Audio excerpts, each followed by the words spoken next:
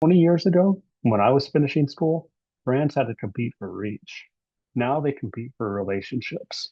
The most successful modern businesses like Peloton, Glossier, and Lego, don't just sell products, they create communities around their products, communities that people are proud to join.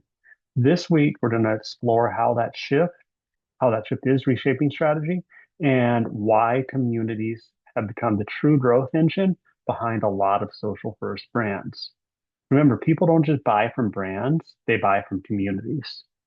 In traditional marketing, we built an audience, a group that watched and listened. But communities, they're different. They participate and connect with each other, not just the brand. When members are seen and valued, members generate stories, feedback, and loyalty that paid ads can't buy.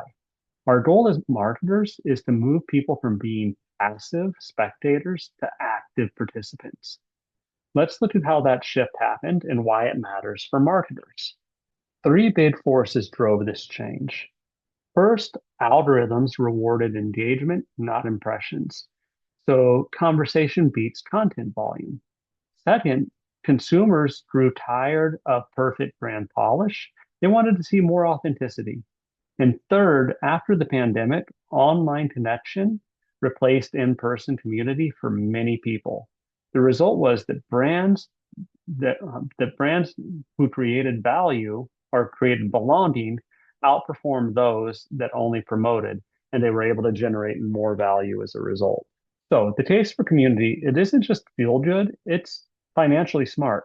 Forbes reports that community-based businesses can double customer retention and triple lifetime value. Engage members, share products, answer questions for each other, and reduce marketing costs for businesses. Think of engagement as the compounding interest of marketing. The longer people stay, the more valuable they are. Higher customer retention increases lifetime value.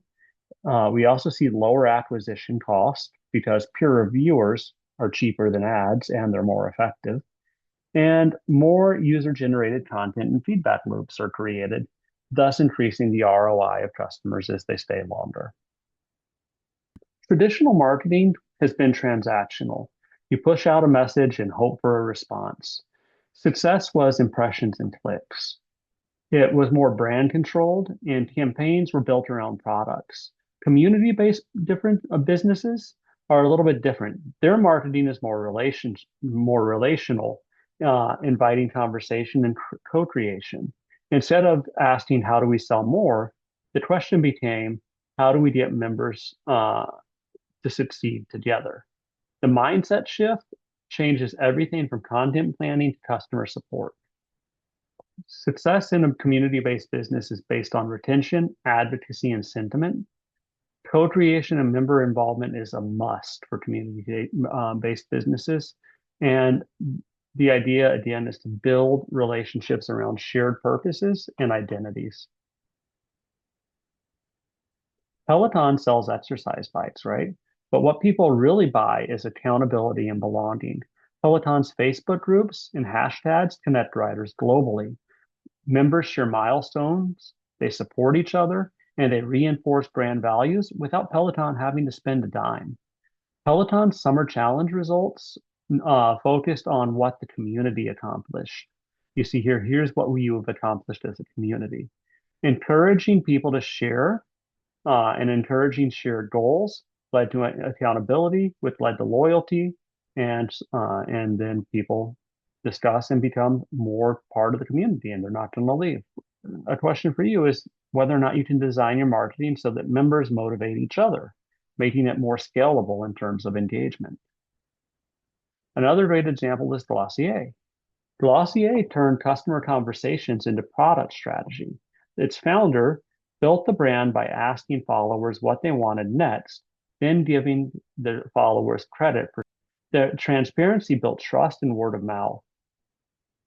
When customers help create a product, they become its biggest advocates. Glossier used fans as co-creators. Real customers model, review, and shape the brand. The result was 70% of this growth was driven by word of mouth, according to Forbes. Four simple truths summarize the shift to community-based businesses. The first is purpose over promotion. People join missions, not marketing. The next is participation over perfection. Authentic messaging beats polished messaging all the time. Third is people before platforms. Technology should amplify your message, but it doesn't create the community. The fourth is that profit follows participation. Engagement is the true path to conversion.